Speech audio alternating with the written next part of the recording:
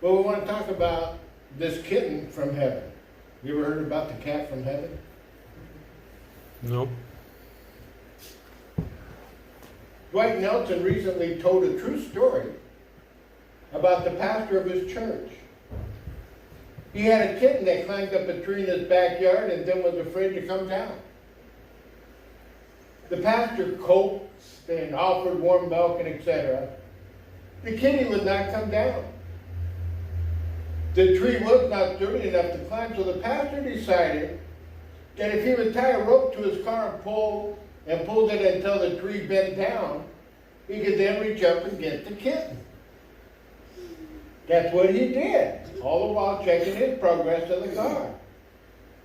He then figured if he just went just a little bit further, the tree would be bent sufficiently for him to reach the kitten.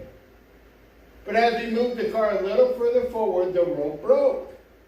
The tree went boing, and the kitten instantly sailed through the air out of sight. The pastor felt terrible.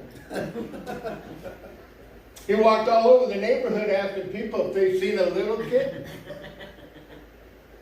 Nobody had seen a stray kitten. A few days later, he was in the grocery store and met one of his church members. He happened to look into her shopping cart and was amazed to see cat food. This woman was a cat hater, and everyone knew it. So he asked her, "Why are you buying cat food when you hate cats so much?" She replied, "You won't believe this," and then told him how her little girl had been begging her for a cat, but she kept refusing.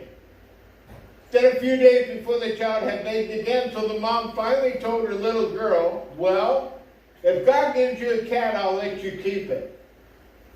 She told the pastor, "I watched my child go out in the yard, get on her knees, and ask God for a cat. And really, pastor, you won't believe this, but I saw it with my own eyes. A kitten suddenly came flying out of the blue sky with its paws outspread and landed right in front of her."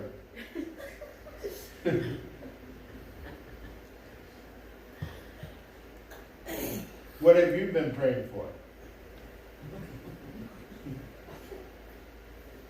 Are you waiting for God to give you your need?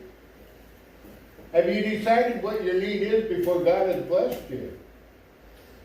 Are you now expecting God to bless what He has not given? Most of our problems come from not waiting upon Jesus. You know, in Isaiah 40:31, it says, "But they that wait upon the Lord,"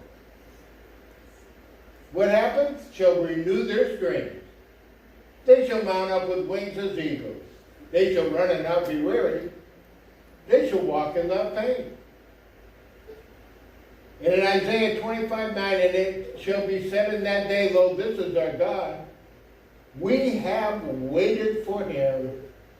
He will save us. This is the Lord. We have waited for Him. We will be glad and rejoice in His salvation." We should always remember that God's timing is perfect. We don't always understand His ways, but He always has a plan. And sometimes we feel at our lowest, He has a joyful surprise waiting just around the corner for us. So, when your children are asking you for something, just tell them, ask God. And you'd be surprised what comes out of heaven, wouldn't you? But you have to wait. It could be 20 years from now.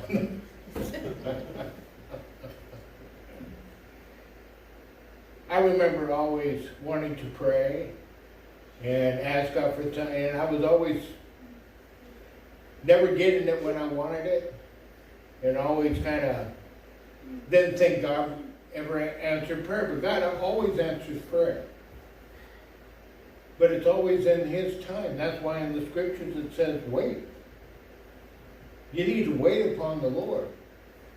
If you wait for Him, He has the timing just right for whatever your need is.